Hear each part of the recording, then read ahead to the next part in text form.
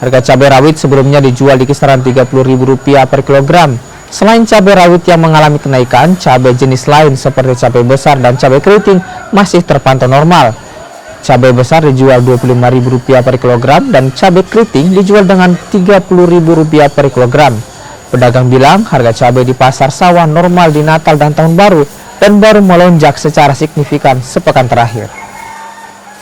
Per kilonya berapa Pak cabai rawit? Harga saat ini Rp70.000 per kilo. Selain cabai rawit, harga cabai yang lainnya berapa? Harga cabai keriting dia Rp35.000. Terus yang besar Rp25.000. Berarti yang mengalami kenaikan itu yang mana saja Pak? Yang mengalami kenaikan karena kurang pemasukannya, stoknya kurang. Hanya cabai rawit Pak yang naik? Iya. Oke Pak, nah kalau penyebab kenapa harga cabainya naik itu kira-kira seperti apa Pak?